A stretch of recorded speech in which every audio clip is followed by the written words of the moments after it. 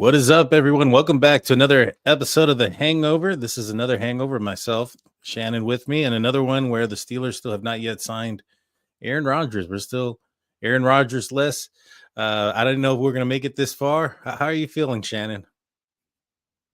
Same as before. I mean, if they're willing to wait, I'll save my opinions to see what happens. There you go. There you go. I think that if we're doing this same thing next week where there's still no news, I think that might end up being the decision that there is going to be no news. I think all eyes are on this Wednesday. There's some sort of event in Pittsburgh hosted by with Pat McAfee. Yep. So looking forward to that. Looking forward to Wednesday night to get it over with. If we go through Wednesday and nothing happens, what would your thoughts be then at that point?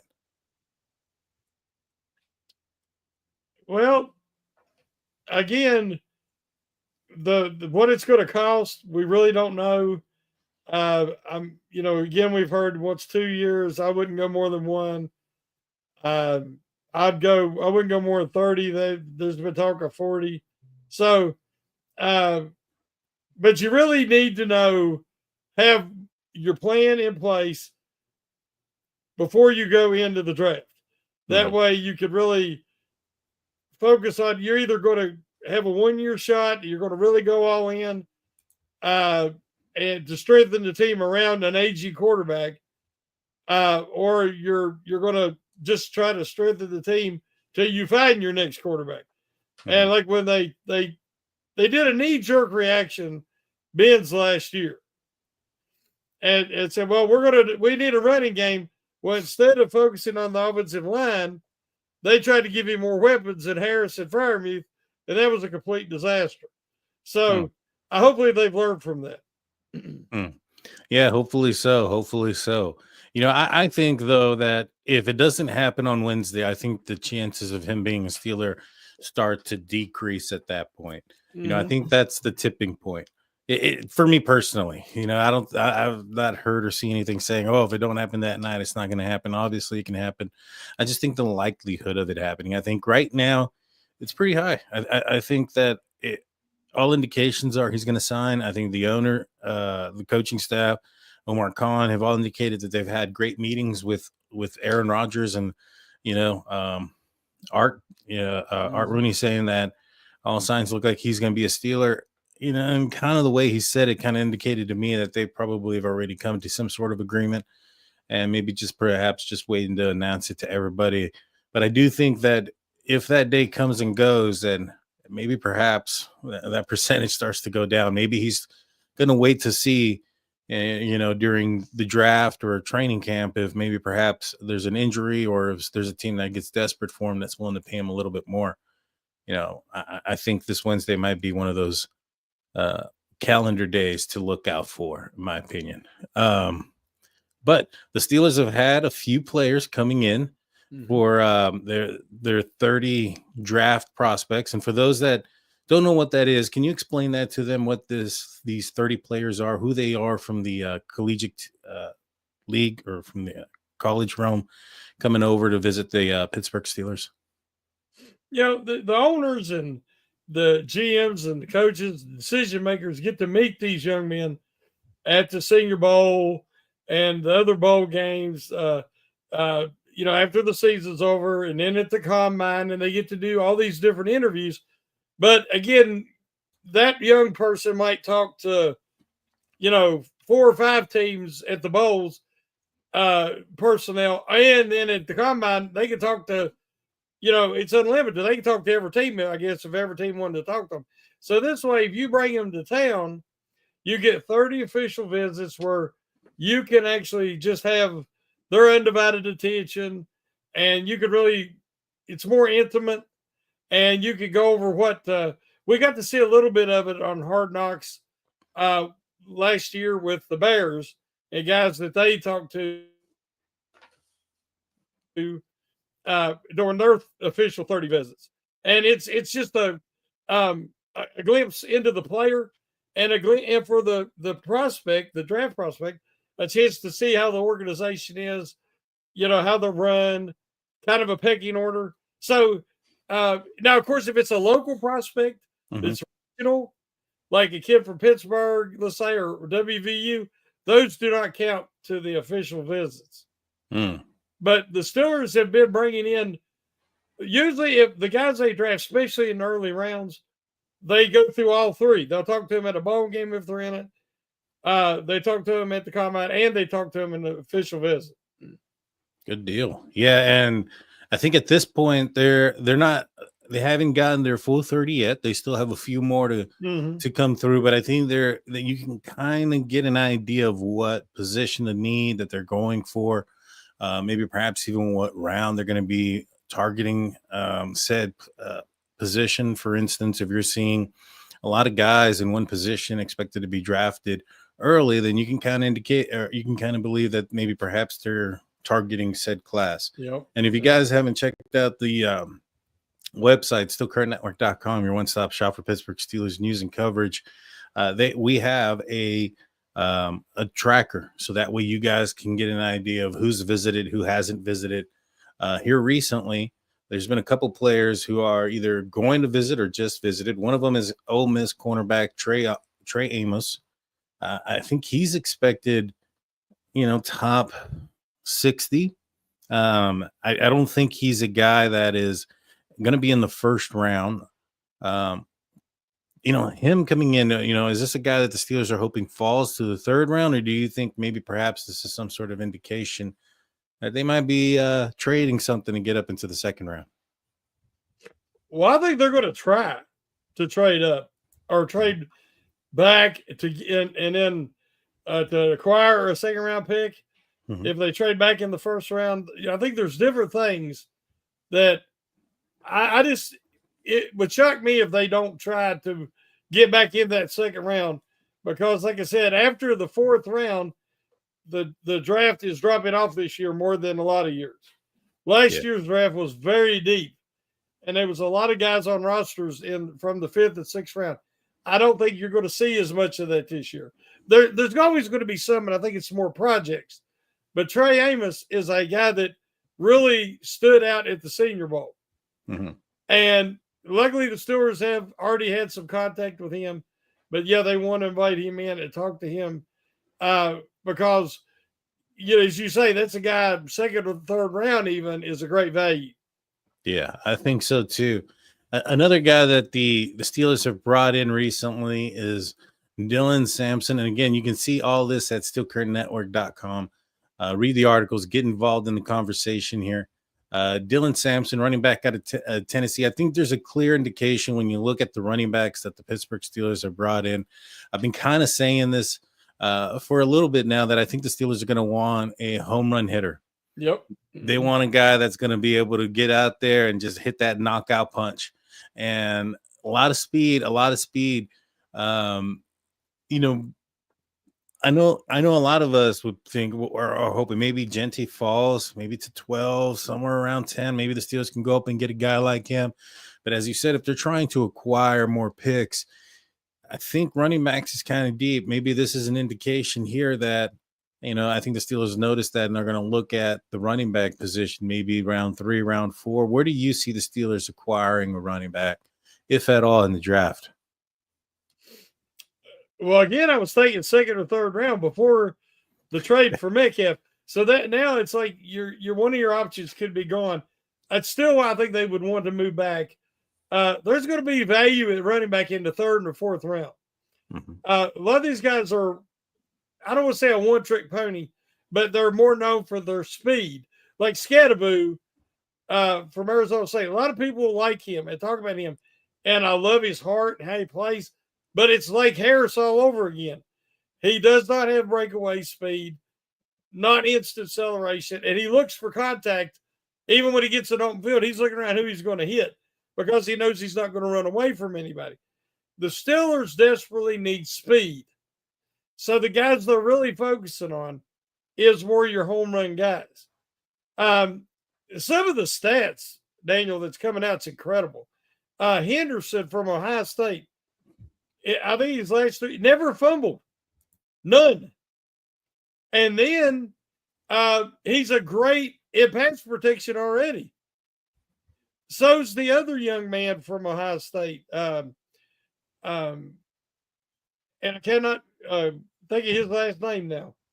But he is the same way. He fumbled one time, and he's an excellent blocker. You got DJ Giddens from Kansas. Mm-hmm. There's guys out there. The young man Sampson from Tennessee. He's speed, man. And all these guys are going to offer you kick return potential, pass catcher out of the backfield. Even the Johnson, the young man from Iowa, if you look at him, he's like a Le'Veon Bell clone. He's not got great top end speed, but he's very smooth, start, stop, and instant acceleration, kind of like Le'Veon had. And Le'Veon could just stop and start and get back to speed quicker than a normal person. Mm-hmm. So he just set defenders up like that all the time. To me, Johnson is very similar to that. Yes, thank you, Jay's Upper Teeth. Judkins is the other running back from Ohio State. And if you've seen Judkins, it's the same thing with Genty. When these young men have their shirts off, these guys are jacked. We talk about muscle hamster with Warren. These guys all fit that profile as well. Yeah. Yeah, and Steelers definitely need one. I said if they draft one, just as a little bit of a pun, because I think that there is no question that the Pittsburgh Steelers are going to be drafting a running back in this draft. Now, let's kind of take a little gander at the players that the Pittsburgh Steelers have brought in. I know some of this says pre-draft visiting rumors. Some of these have been already confirmed, such as Ole Miss quarterback Jackson Dart. You also had quarterback Tyler Shock. Sorry about that. And I think those are the only two quarterbacks that have made it into Pittsburgh. I know a lot of attention with Jackson Dart. Is he a guy that if the Steelers are going to draft, they have to draft him in round one? I don't think so. I think that the Kenny Pickett draft there's going to be a lot of people talking about the quarterbacks, but other than Ward and Sanders, I don't see anybody else going in the first. I think early second, people will want to try to get up to try to get Dart. And if there's anybody else that they're really interested, they're saying that Milroe from Alabama, who has long been rumored that the Steelers like him, that he's going to come to the draft, the green room. Oh. And I'm like, to me, I got a third round selection grade on him. I don't know why you would go in unless because if not, he's going to be sitting there.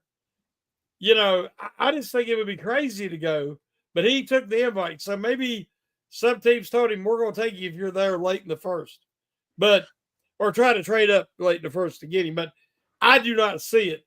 You do not spend your first round, in my opinion, just on potential. Yeah, I don't think so either. I mean, this could be another Will Levis situation where he was in the green room and didn't get drafted, left. I think he was drafted in the second round. I'm not necessarily certain if Milroe will go in the second round, to be 110% honest with you. I think he may be that third round type of guy. I think he's a guy that might be there for the Steelers in the third round. But, I agree with you. Jackson Dart, Shock. These guys also, it's not, well, first and foremost, it's not Sanders either. It's not one of these other guys that are expected to go up early. So I don't think quarterback is going to be draft there. But let's just say Sanders is there. Did you catch his?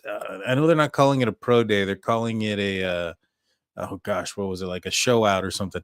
Did you catch it by any chance? Basically. Showcase, yeah. Did you catch it? Yeah, I watched what I could. They showed a good bit of it on NFL Network. Yeah, there's a good amount of it. Oh, go ahead. I'm sorry.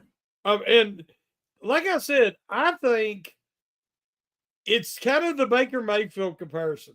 And I know I'm not the only one that's made that, and I've been making it for a few weeks now. Baker Mayfield could play for the Browns, and even with the volatility and the expectations of the fan base, he could handle it because his self-confidence is unshakable. I mean, Baker Mayfield believes he can make any play, that he is the best man for that job. And he took Cleveland to the playoffs, beat the Steelers. He had to places they hadn't been since Bernie Kosar. And then he hurts his non-throwing shoulder. He fights it out thinking he's doing something for the franchise. People get crazy because they went back to their normal Brown stuff. And they blamed it on him and they let him go. I think that was a terrible, terrible mistake. And I think that the proof's in the pudding, especially the guy they replaced him with on a fully guaranteed contract. I think Sanders can come in and the game itself, you know what I mean? The culture, the whatever franchise, the fan base, he's been around it his whole life. I don't think it'll be too big for him. Now, will his skill set translate on an NFL field? I questioned it till this past year. And then seeing him make pinpoint passes in small windows behind a very poor Colorado offensive line 2 years in a row. He showed the maturity and the commitment to stand in there and take big shots after big shot to complete a pass. You're going to have to be able to do that at the NFL level as an early round pick because you're usually going to a team with a bad offensive line. So he impressed me to the point that if the Steelers took him at some point, if he fell down in their range, it would not shock me because I do think he has more long-term potential than Ward has. Well, I do think that there's a good chance that he might end up falling a little bit. I think a lot of folks are saying that, or at least a few folks in a couple of places that I was watching on the TV there with the mainstream media were saying that it seems like his draft stock might be falling after his showcase. I watched it. I thought he had a pretty accurate deep throw, but the rest of his throws were questionable. Accuracy was questionable. The ball just kind of wobbled through the air almost for a while there. And I think it was Jay Glazer who was actually commentating on it live on the program that I was watching the showcase on. And there was a couple of throws, and it took almost like about maybe a third of the way into it. And then all of a sudden, maybe a little bit of the zip started getting there, but he started throwing the ball deep down the field. Now, his deep ball throw, as far as accuracy goes, it's pretty good. I mean, it's really good. It's elite. They were comparing him to Russell Wilson when it came to that. And, I thought that his showcase may have kind of, dropped his draft stock a little bit, so to speak. So he may be available there for the Pittsburgh Steelers, maybe not at 21, but at least high enough that they can go up there and get him if they want him. I'm not necessarily sure he's that high on their board. I've seen guys, mega focused in these situations. He seemed very relaxed. And some of the throws did not look like game throws. And I'll kind of, let's play a little mind game here. You don't want to be drafted top. If you're going to go to a certain team and we know the Mannings have done it, different people's done it. Deion's staying out of it, he says. But if you want to fall to a more competitive situation, a lot of times you'll see guys, perform a certain way. Because I'll say this, in the game film, the balls didn't wobble like they did. I agree with you. And it was mentioned during the showcase that some of the throws were not in character with what we'd see. Because I've seen he put the ball right on guys. And a lot of off-platform stuff. One thing that he has and Jackson Dart has is they can complete passes off schedule, off platform. Not just the play breaks down and they got to move and they keep their eyes downfield, but also the throwing angle. And we see that out of Josh Allen, Pat Mahomes, the quarterbacks nowadays, Daniels for the Washington. These guys can do that. And I see that quality in both young men.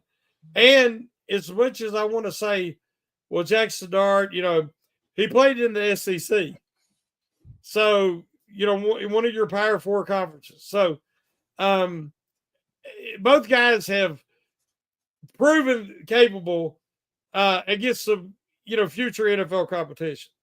So, but I wouldn't want to trade up. But if somebody fell in a certain area, I think they'd have to consider it.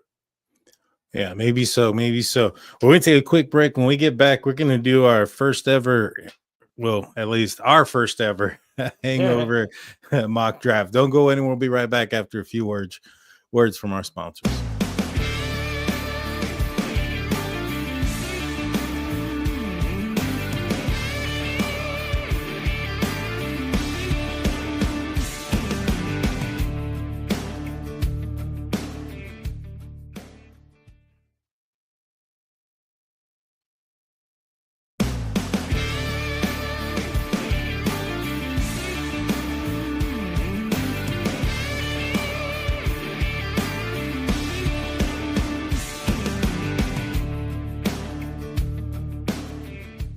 And we're back. Welcome back to the show. Welcome back to the Hangover. I'm Daniel. Alongside with me is Shannon. And before we get back into the conversation, I know we talked about it earlier, but I want to remind you guys of our website, stillcurtnetwork.com, your one-stop shop for Pittsburgh Steelers news and coverage. Go check out the articles that we mentioned at the top of the show. But also after the show, go check out our audio-only podcast where you'll catch mine. I just aired out on this Saturday, and it airs out every Saturday, called State of the Steelers, only where you find the Steel, everywhere you find podcasts and audio only podcasts. So it's not on YouTube.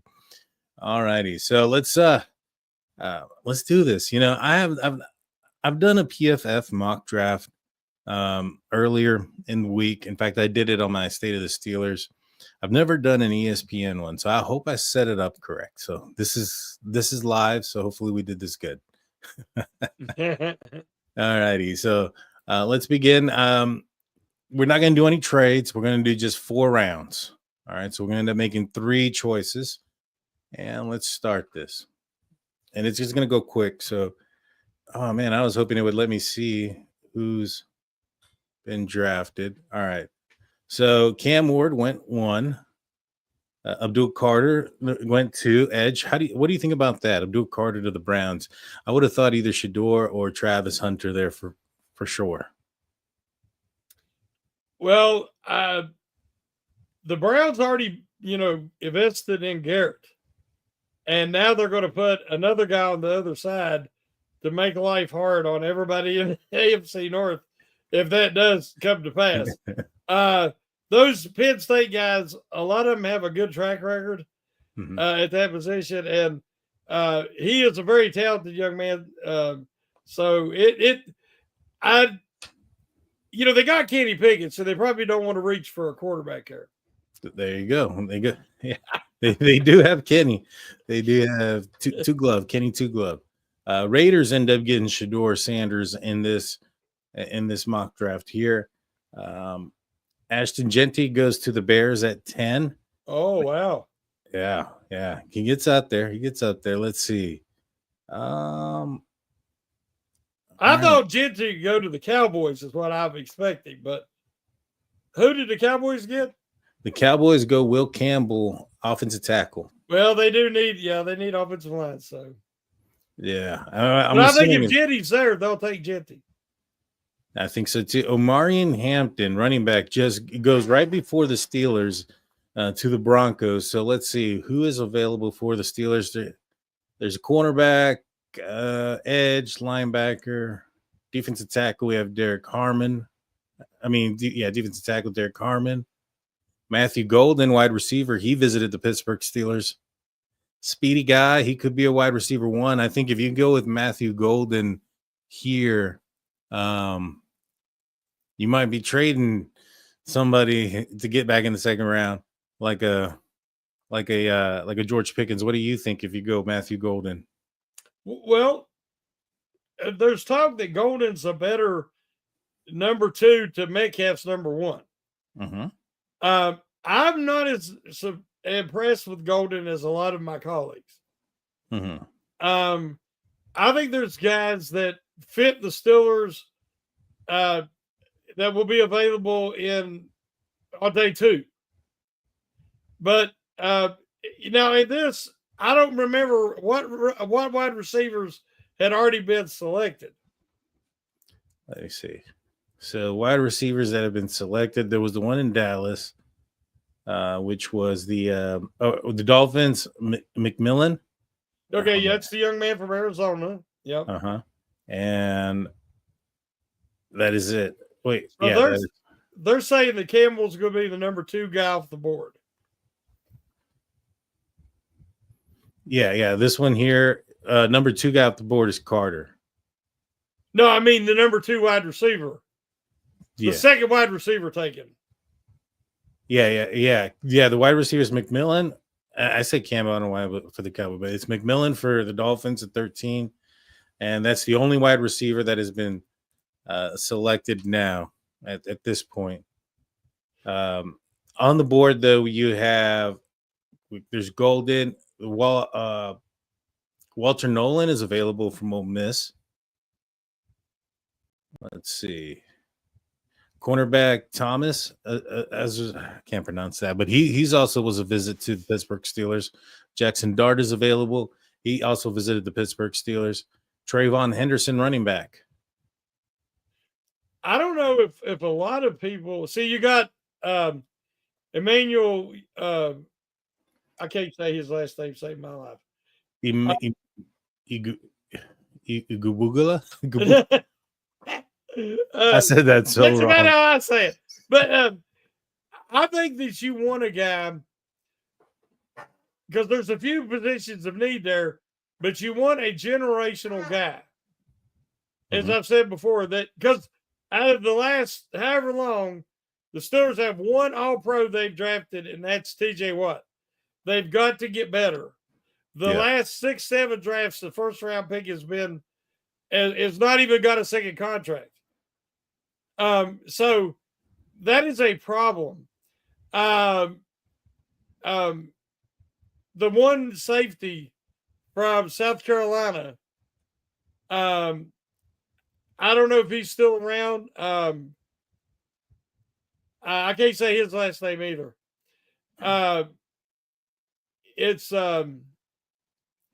Afton's got it up here for me, and I still can't say it. Emanawari? Nick Emanawari. Anyway. Emanawari. Yeah, that kid can be a difference maker for years. He has got Troy Polamalu like instincts. People don't realize, unless you watch South Carolina, he played all over the field. They moved him around. He could play off-ball linebacker. He could play slot. He could play safety. He could play either safety position. But he likes to move around.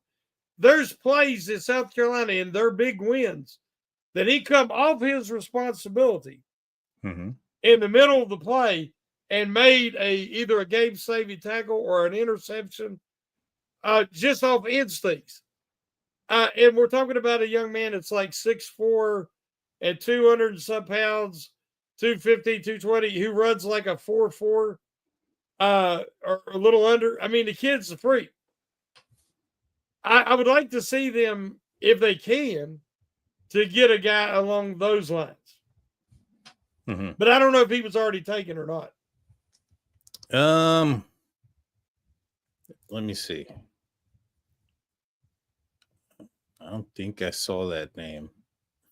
Oh, yeah, he was. To the Bengals at number 17. Yeah. That's what I'm saying. I think a team in that middle of the draft, first round, is going to take him because he's like the young safety from the Ravens out of Notre Dame that the Ravens took 2 years ago. And then he really just blossomed last year into an All-Pro. And that's how this kid will be. It might not be immediate because it wasn't even immediate with Troy Polamalu. Yeah. His rookie year, he didn't do much. But once he settles in, watch out. He's going to be a big playmaker. Yeah, I think there's a interview where he's talking and he says that Dick LeBeau told him something about, hey, don't worry about what they're saying about you out there. To Troy because it was killing his confidence. Yeah, everything. Troy said that they're saying bad things about me. I started laughing so hard. So if we're going position of want or position of need, I mean, that's the title of the show too here. I mean, there's some receivers that we'd like. Defensive tackle seems to be a position of need, though. And there's a guy here, a guy I like, Kenneth Grant out of Michigan. He's available. Yeah. But where would you go, right, in this situation? Well, for me, you want the first, like I said, a generational guy. I think Grant can play for a long time in the NFL. So can Yuka or Ibuka, or however you say it. I think that, so if you're going to bring in, say Rodgers comes in, you want to give him the strongest receiver core you can. You keep Pickens, you draft Ibuka. And you got a top of the line receiver core to really take a shot. If not, you would take him maybe because you're planning on trading Pickens, as you mentioned earlier. If you're not going, if Rodgers isn't coming and you just got Rudolph, you're going to run with him and a rookie. And if you take Grant, you're really committing to that, building the lines like they did last year with the offensive line. Build that defensive line so that you will be prepared when you do find your quarterback. But yeah, I would look at probably a wide receiver or defensive tackle. And it really kind of depends on if they get Rodgers or not. Yeah. Well, this is the day before Rodgers, or 2 days before he signs, possibly. Yeah, it is a good. Him being on the team is a big question mark. Let's just say that he ends up being a Pittsburgh Steeler before the draft. Are you drafting Ibuka? I would have to consider it. But again, to me, the bigger need is nose guard. I think so too. Yeah. So to me, if we're going need, and I would take Grant, who I think is to me, he's the best defensive tackle with the potential to be a nose tackle of the guys in this draft. I think he's the best. And this might be a little bit of a a hot take, so to speak, but I think he's the best defensive lineman in Michigan too. I think he's better than the other guy that's going to be in the draft in the top 10. The other guy is very small. What's his name? Grant? Nolan. Mason Graham. Mason Graham, yes. Yeah. I was reading up on him. He's very small guy. I was looking at 285, yeah. Yeah, he's and short. He's not very tall. Short arms. I think he's got 32-inch arms. Yeah. And so, all right. So it's Kenneth Grant. That who we're going with? I would say Grant, yes. Let's go Grant.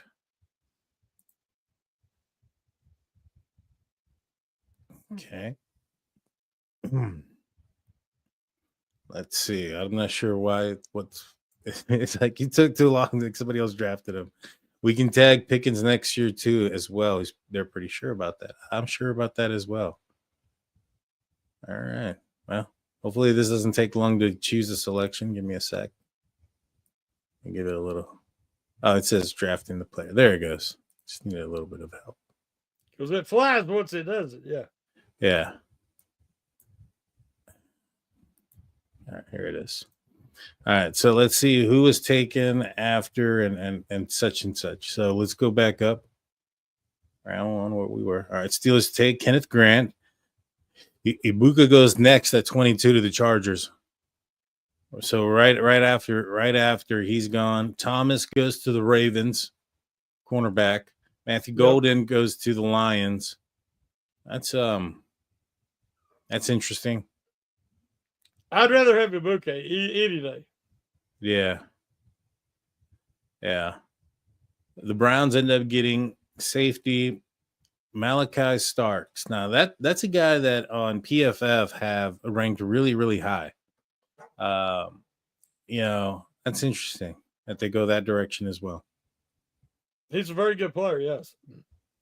Trey Amos goes to the Patriots. That's cornerback.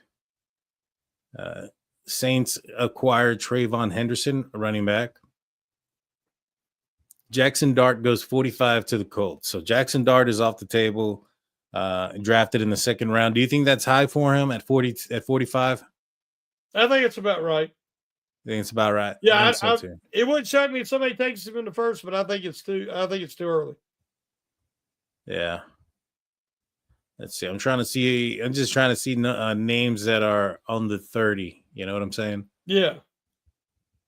Tyler Shock goes to the Jaguars at 70. So before the Steelers can draft again, the other quarterback that made a draft visit is gone. Outside of these guys, I mean, there's Quinn Ewers. I think he's a guy that the Steelers talked to. I'm not sure if he did a visit or not. I don't think so. I don't think no. No, but I know they did talk to Quinn. Maybe they go the undrafted route, but they would definitely be hoping that Aaron Rodgers definitely made his choice to be a Pittsburgh Steeler. All right, so let's see. Up here we have Trey Harris as a wide receiver off the top. Jack Beck. Yeah. Everybody knows who I like. Oh yeah, who's that? Jack Bech. That's your guy? Yeah, I've wanted him all along. Tell me about him. I'm not familiar with him. Okay, now everybody knows the story about his brother was tragically killed in that New Orleans New Year's night terrorist attack where the guy drove his truck down the street and hit innocent people.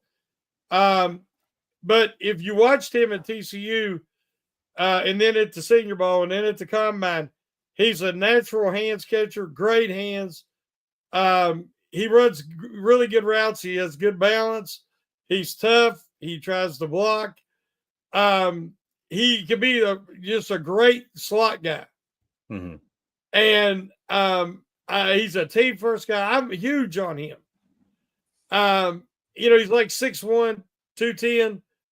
I think he can be special. Now, there's talk about him having trouble separating. But he does a great job shielding. And he's fearless. Like in the Senior Bowl, he took a couple of passes from the quarterback from Ohio State who threw it over the middle and hung him out to dry. And he took some shots. He held onto the ball, got up, didn't complain, went back to the huddle like nothing happened. Now, guys don't like getting hung out to dry, especially in an exhibition game. So this kid's tough. And he wanted to show it, and he did. And his speed running through the gauntlet at the Combine, he does everything full speed because he's not a burner. He's not a deep guy. Right. But he's a great route runner, possession receiver, and I think he'd be the perfect Steeler. Nice. You're selling me on him. Other players of position of need that could go in this round for the Steelers, Dylan Sampson. We just talked about him a little bit ago. 30 draft visit guy, running back, speedy guy. Some running backs have already been taken off the board. Jalen Milroe, quarterback. There's been some quarterbacks taken off the board already. If the Steelers are going to draft one, this might be where you're looking at. Let's see. Devin Neal, running back. DJ Giddens, running back out of Kansas State, another running back. Like Giddens a lot, I mentioned him earlier. Yes. I do too. I like his speed. I think I like Giddens over the Tennessee running back. So where are you sitting at though on this one? Oh man. See, the problem is which guy is going to be there at their next pick. And we got their defensive tackle, nose guard, who I think is the biggest need. And now you got a chance to get two difference makers on offense. Mm-hmm. And if it felt like this, I would be really torn. But I told you how high I am on Bech. It's not that I don't. I'm higher on him than I am Giddens, and I really like Giddens because there's another running back that we going through it like this. I don't know if he's there or not. But I would have to go Bech. Let's do it. Let's do it. He was up there. He's at the top. Yep. Let's see. The Steelers get their wide receiver number 3 to compete with Roman Wilson and Calvin Austin to really build up that wide receiver room. And a guy that maybe perhaps, if George ends up not putting in, his what he needs to do to get paid, because I do think that the Steelers are going to target a quarterback next year. They have offensive tackles on rookie contracts. They have wide receiver. Well, they got the one wide receiver paid.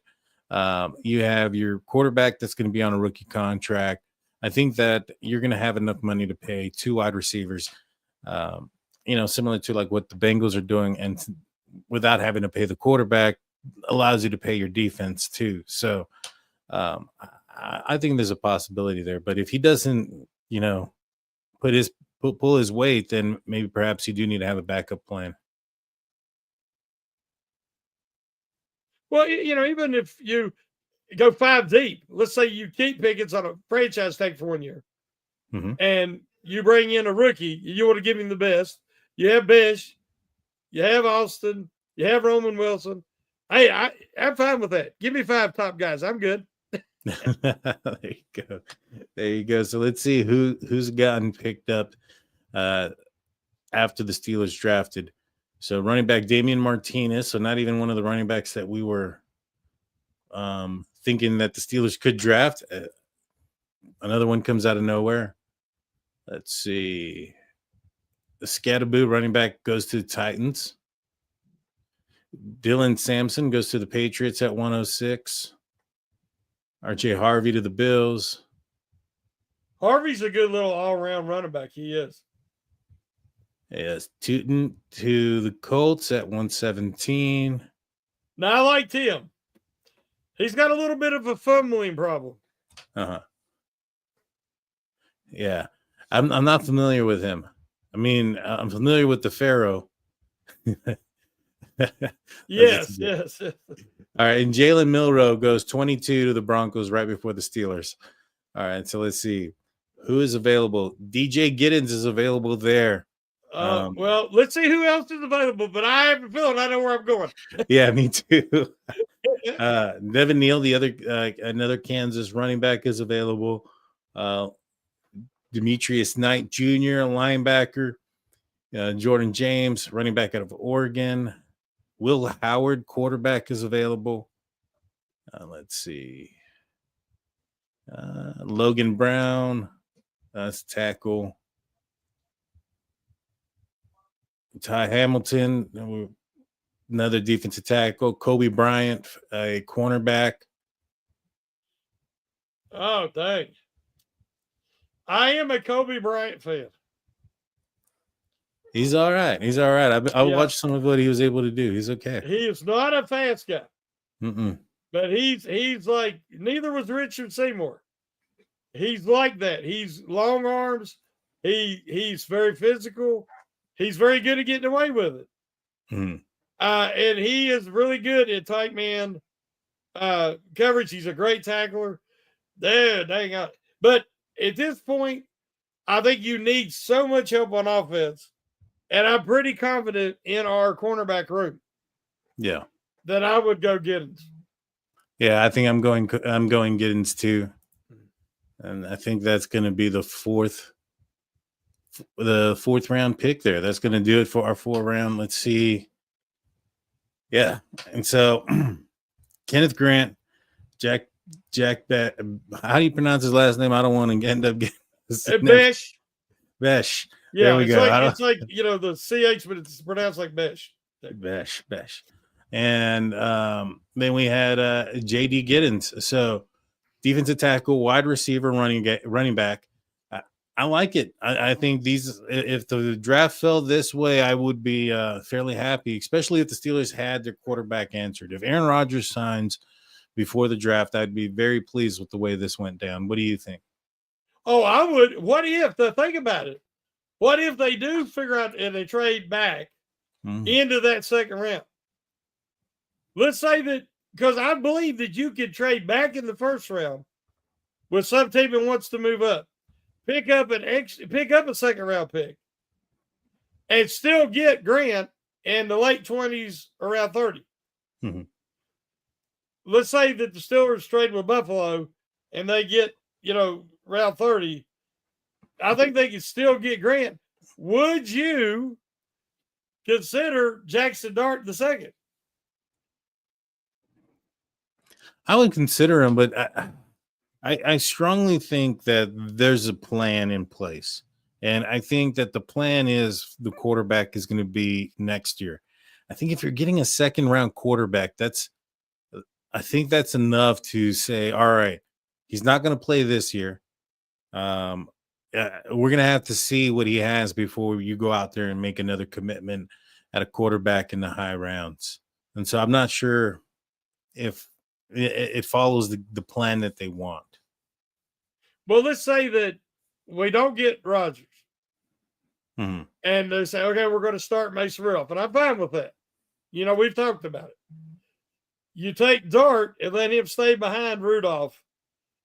The odds of Rudolph playing the whole year as a starter, for any quarterback, it's not really good.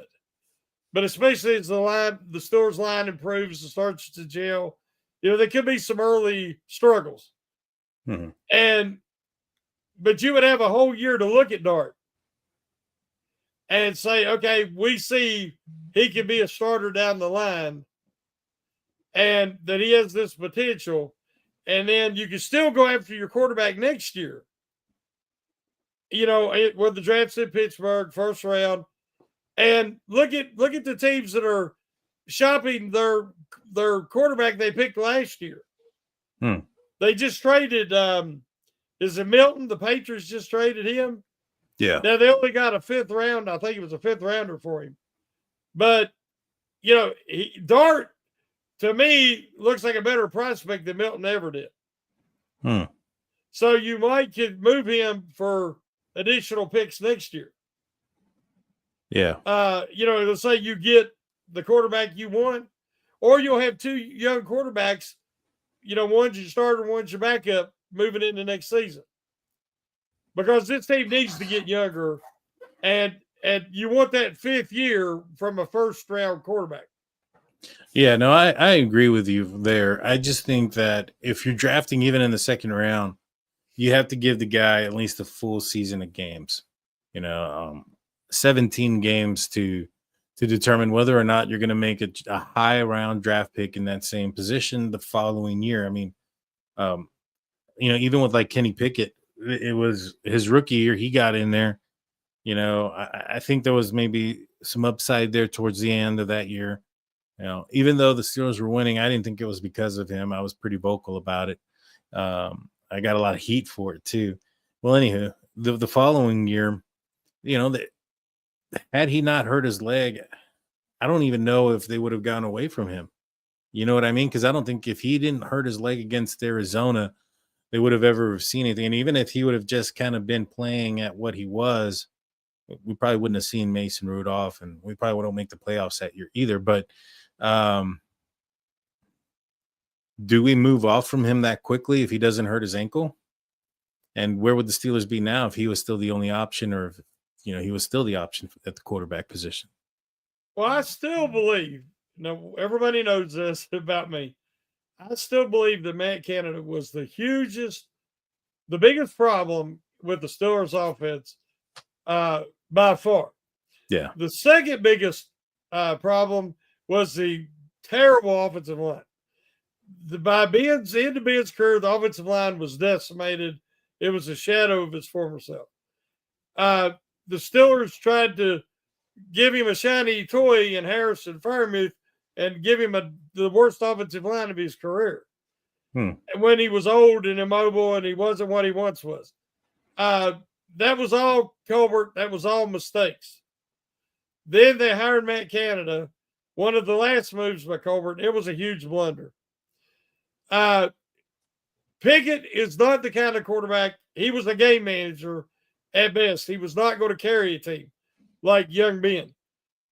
So behind a bad offensive line with a terrible offensive coordinator, there was no shot. None. And then we've seen some of the worst wide receiver cores that I ever remember for the Steelers. Last year, it was Pickens and nobody.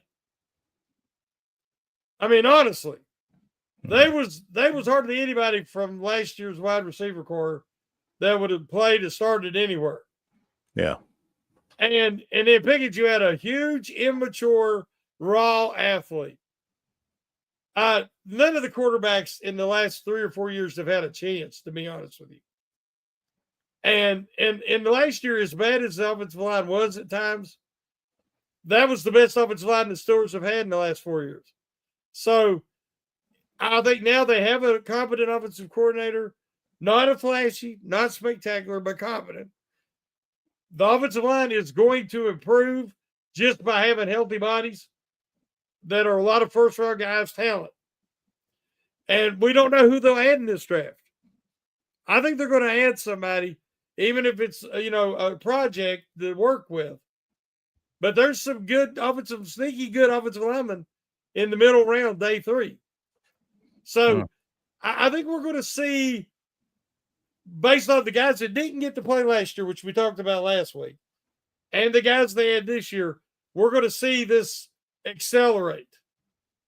And that's what I'm saying. If you have a second round pick that they don't have right now, if they got one, that's when you might reach for a dart if he was still there. If not, there could be a defensive guy or somebody you'd want to take. But I would take this draft right here any day. Yeah, I think it's an impressive draft. I think it's players that can make a difference and can get on the field right away. Yeah, exactly. Yeah, quickly. Exactly. Well, guys, let us know what you guys think in the comment section about this draft. If there's players you guys would have done or things you would have done differently, I'm sure because we all are GMs here, and we all know what's best. That's the fun part. So let us know in the comment section what you guys would have done differently. Do you have any final words there, Shannon? Every day and every week we get closer, I get excited. Everybody knows I'm a draft guy. Usually I've been knee deep into articles right now, and I enjoy doing that. But I'm just watching and looking and reviewing and setting up my own little evaluations because I like to see when the Steelers agree with what I've seen, which seldom happens. But they did with Frazier last year, which turned out to be really, really good. I was high on Roman Wilson, which I still think will work out. But yeah.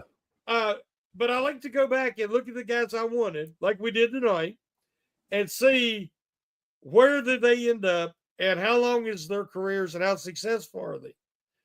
And I will clearly, and I will, not bragging, but it might not always be for the Steelers. I look for guys that I think are fits for the Steelers. But the guys that I do recommend and I feel highly about, strongly about their potential, almost all of them still playing. And they're having successful careers. Because you can just see something. Like I think when we were looking at that draft, Scatterboot went to maybe the Titans. Yeah. There's a young guy that runs like a 4.65 or something, kind of James Conner-ish in his 40 time. Yeah. Very similar runner. Conner's been very successful. If you get Scatterboot on the right team with the right, blocking scheme, he was not right for the Steelers right now. But you get him on a team that's a power team between the tackles, a lot of traps and pulls. That kid, I was watching today a scout talk about him. He was doing it all at Arizona State with very limited talent, and he got him in the playoffs and almost beat Texas.